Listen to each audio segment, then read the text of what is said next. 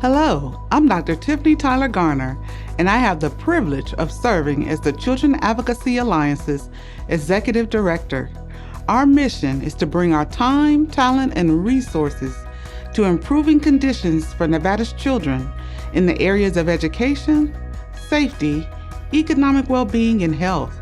We are committed to being the independent voice for Nevada's children and families.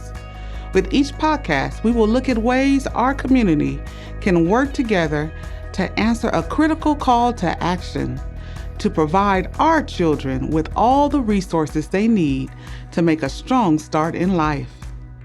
Today, we'll be exploring early investments with CAA Policy Director Annette Dawson-Owens, Assemblywoman Claire Thomas, and Patti Oya from the Nevada Department of Education.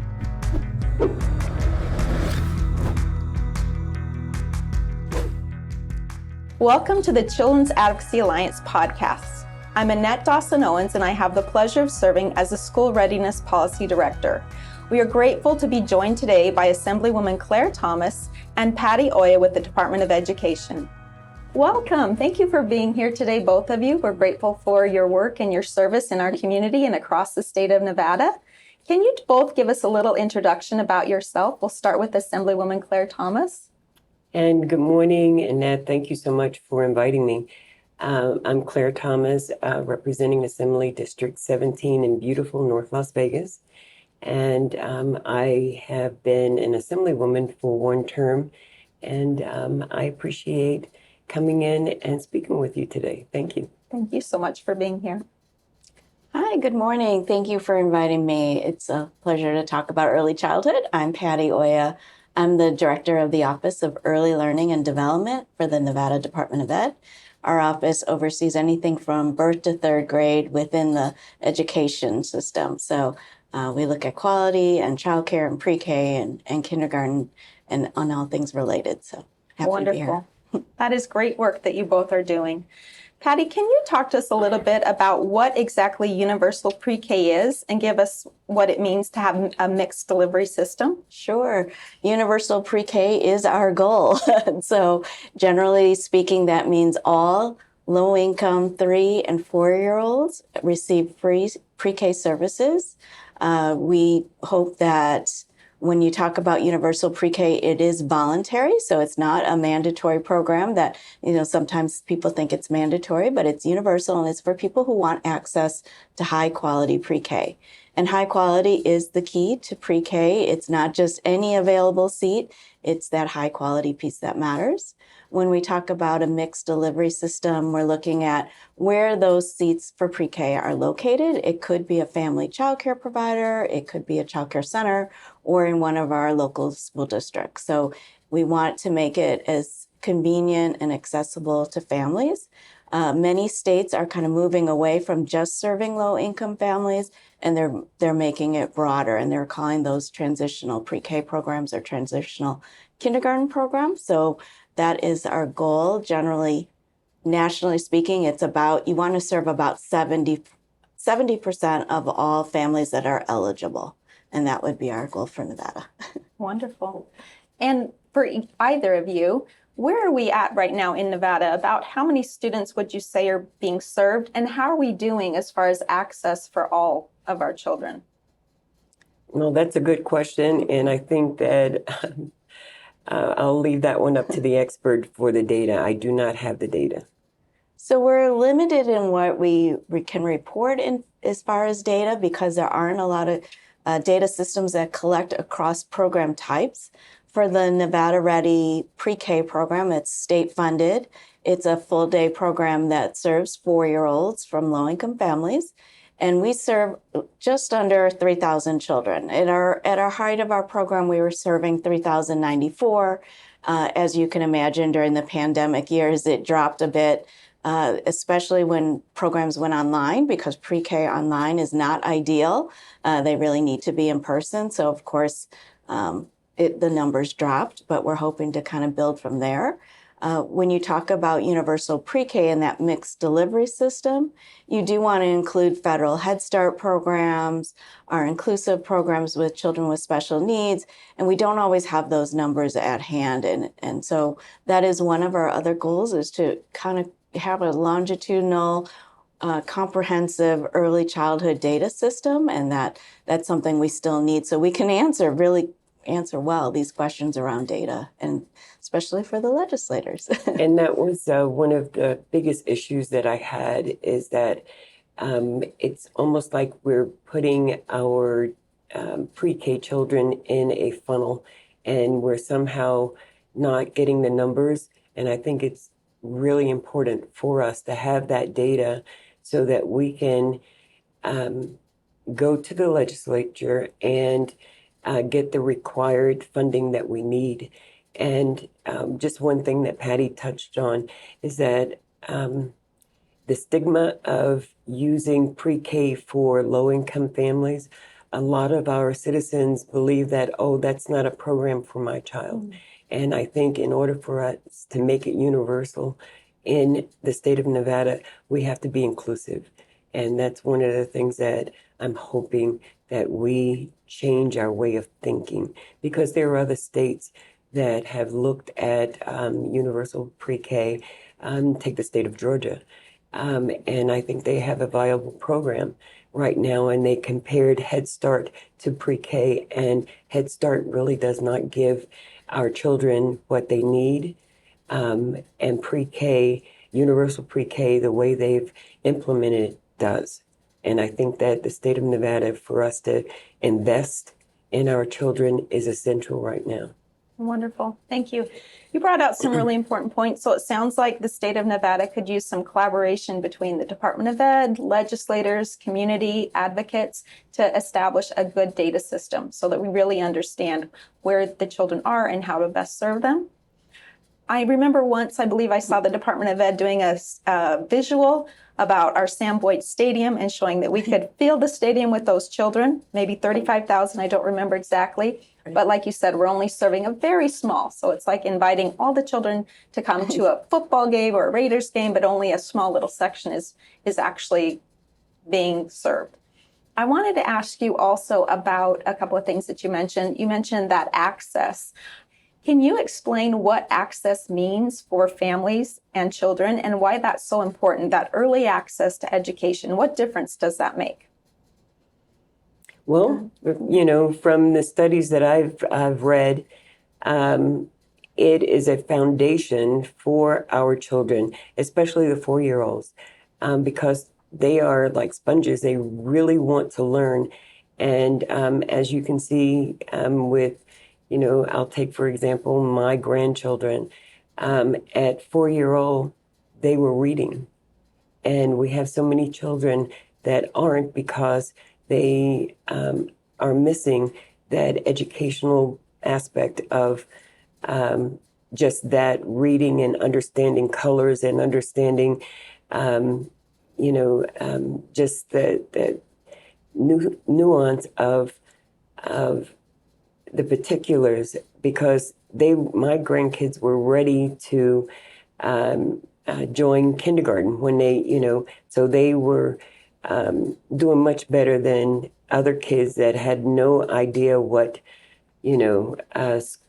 school is or how to be, but they were in a pre-K program. It was a private program, but that's what they were in.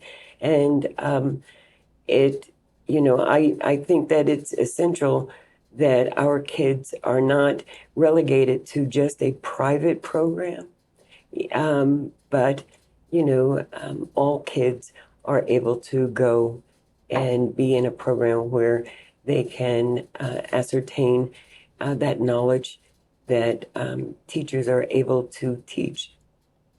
Wonderful, thank you. Yes, I couldn't agree more. Having taught pre-K and kindergarten for a number of years, the difference that makes. And I think it's an incredible return on investment for the state of Nevada. And we know that the single best predictor of a child's success is their kindergarten readiness. Do you want to add anything else to that, Patti? Well, I totally agree, of course, but in those school readiness indicators that Assemblywoman Thomas talks about is so important. The other piece of it is the social emotional piece, and those skills that children learn when they're young, and they need to. Social emotional skills are often thought of as the warm and fuzzy pieces of getting along with other kids, following directions, understanding how to interact with adults and children is so important that they learn at such a young age. But people think that that's just something that just comes natural, but it's a skill that they need to learn and practice, just like any other reading and writing and all of that. So I think that that's a huge piece. And so if you think about your children or grandchildren when they're that young and they're fighting over a toy, and you think about how do you solve that? How do you help them work that through? How do you use your words to get your needs met? Those are important skills that they need at 3 and 4, and not wait till they're older, and then that's when they start to get into trouble because they don't know how to express their emotions. They don't know how to interact with other people or children. So I think that's an important piece on top of school readiness. And I think for Nevada, when kindergarten and first grade are not mandatory, it's really important that they have access to whatever meets the family's needs. So whether it's pre-K or childcare or Head Start, I do think it's that choice that makes a difference for families, because not every family has the same needs. Their working schedules all play a role into it, their income, all of that plays a role into the choices they want to make for their own family. Absolutely. Thank you. And I, too, am so grateful that my grandson was able to get into UNLV's early learning program. Yeah. And there was a big wait list there. But what a difference that made for him. And them being college students, the struggle is real to be able to afford childcare and pre-K when it's not universal. You spoke a little bit about also other states. Are there other states that Nevada is looking to model and to learn from? And how are we doing in Nevada? What kind of progress are we making, or what are we working on currently? Well, we are making progress, of course. I think there are quite a few states now that are working towards universal pre-K. No state has, 100% of all the children they need to serve. But like I said, a good goal is 70% of the eligible families. So Georgia, New York City is a good example. So sometimes it's a state, sometimes it's a city or a county level that has the different initiatives moving towards universal pre-K. Washington, D.C. is one of the highest percentages of areas that serve all children, but you have to remember that's a much smaller population than Nevada. So I think Georgia is a really good example for Nevada to look at. I know California just expanded some of their pre-K dollars. Again, that transitional pre-K is called, so that they can serve more families of all incomes, because it is important to have that kind of mix of families in a pre-K program. Wonderful. Thank you. So those states that have enacted and are working towards not only just low-income families, and I think the reason why I say Georgia is because I believe they've expanded. And that's why I think that, we can do the same thing. The big word that comes to my mind is invest in our kids. And if we learn to do that, I think that that pipeline that we always talk about, from high school to prison, I think that could be eliminated. And that's my goal, is to see that elimination. Wonderful. So, go ahead. Can I? Yes, please do. Sorry. I think what's really important when we look at other states is the funding mechanism. Exactly. And I think when you talk about K-12, you have the pupil-centered funding plan that children enroll, the school districts get those dollars based on the child, and there are some other formulas. It's a very complicated system, but when you think about pre-K and the way it's funded, we get a certain amount of funding, and then we have to go to our grantees and say, okay, here's how much funding we have. Every 2 years, we have to go through this process. And then we have to limit how many children are enrolled in that program. If you think about the current K-12 system, and you think about Clark County School District and how big they are, or even a small rural district, and you say to them, well, let's see what we can give you, and then let's see how you plan, and then you see how many teachers you're going to need, how difficult that is, right? But that's what pre-K programs go through. We give them an X amount of dollars. We say, can you get this many kids in? And then they have to scramble and think about the number of teachers they might need. And so if we could line that up, that funding mechanism up, and that's what a lot of states are moving towards, is that pre-K is part of the pre-K to 12 system, not pre-K plus K-12 system. So I think that's really the key here as a good first step, is really looking at that. And I'm glad you said that. Because when I say invest in our children, that's the whole thing, that for so long we've looked at it as being separate, and it really isn't. It should be inclusive into our educational system. I couldn't agree more. It's a continuum of education and a comprehensive system. But what if I'm a legislator and I say, let's say that we want to extend it, right, and do a 13th year, but instead we're asking now to add in pre-K to the funding mechanism. I couldn't agree more. But how do you sell that to a legislator to say we want to add in pre-K? How do you convince them, or how do we go about finding the funds and the resources and everything that's involved in that? I believe it's data. I believe that it's data driven, and to show that, this state being 50th, 49th, and I must say this year we're 48th. Ooh. So, and I say that, tongue in cheek, because it's not acceptable. And for us to say that we want high tech to move into this state, they are looking at our educational system. They don't want their children to be enrolled in schools that are, tinkering on that 48th, 50th. That's unacceptable. And for us to have technology and businesses to move into our state, we actually need to be able to tell them that we have a sound educational system for their children. And I know that I've heard people say, well, they could go to private school. That's not what they want. They want to be invested in our public school system. They believe in it. Absolutely.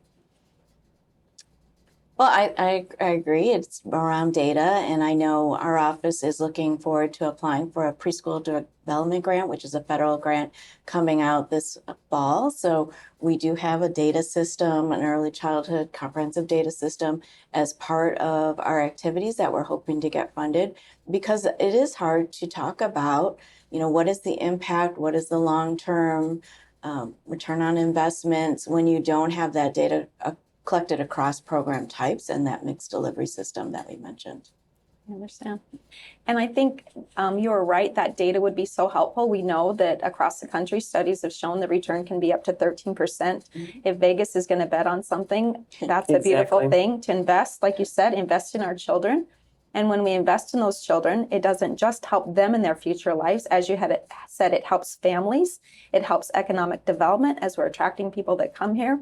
It will help move Nevada in our ratings, and so that we aren't constantly at the bottom, and where people aren't concerned coming here and living here that their children will get a good education. Exactly. And we also know that, as you said, we want parents to have choice, and that means every parent should have a choice to be able to enroll their child in a wonderful early learning opportunity for them that fits them. Can you speak a little bit about the quality that's important also in this universal pre-K or in early childhood? Quality is everything. So it's not just any access to any seat, it's about that high quality program. And so when you walk into a classroom, there should be a very caring, interactive adult that has the training in early childhood, that their classroom is set up with engaging activities, that it's a bustling classroom. I know I was on a tour recently with folks who are not used to early childhood programs, and they were amazed. We were in the community of College of Southern Nevada's program, and they were amazed that when we walked in, the kids didn't drop everything and run over, because they were engaged in their activity and with their teacher and having discussions. And it was really, that is a mark of high quality, but it also is family engagement. So looking at how is the family coming into the program, how is their diversity and background reflected in that program is part of high quality. Looking at how they help families transition from one classroom to the next and up into kindergarten, that's an important piece. Having curriculum, having an assessment. I know we talk about, and we're very careful about, not to over-assess young children, but you do need an assessment system to understand where are children at, where are they coming into your program, how do you plan the next activity.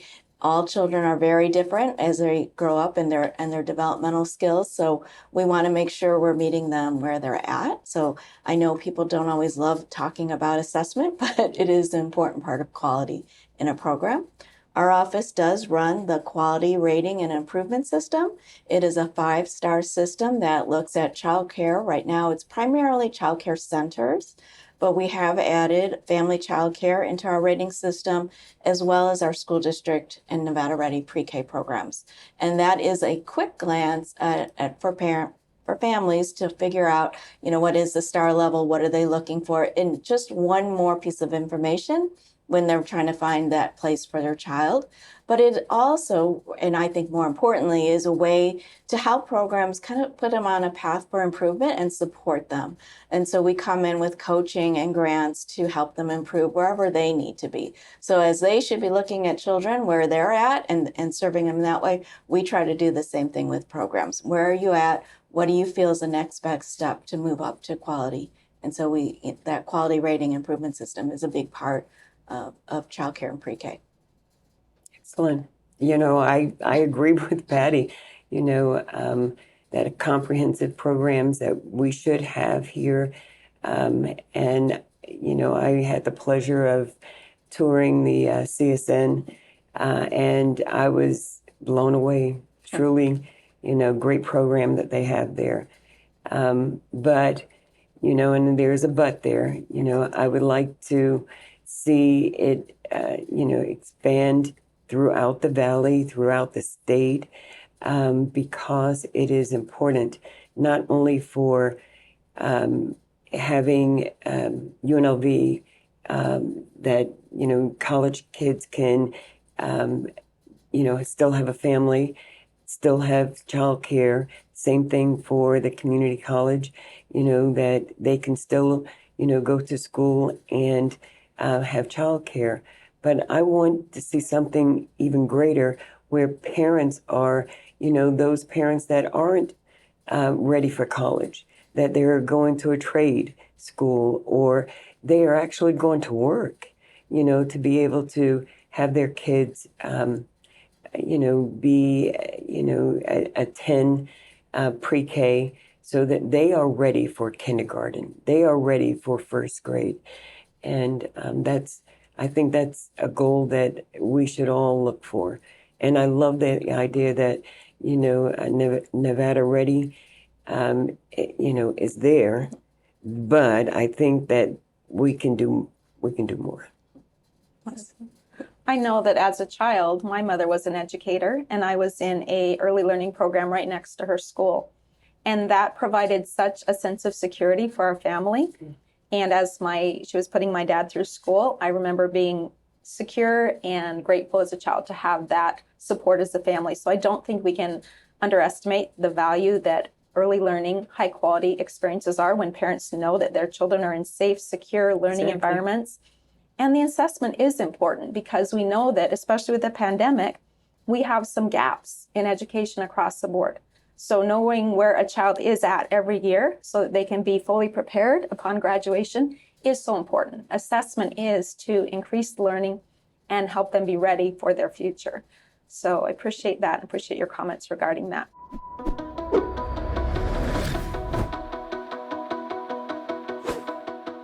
Join us next time for part 2 of our podcast, where we'll continue talking about early learning investments.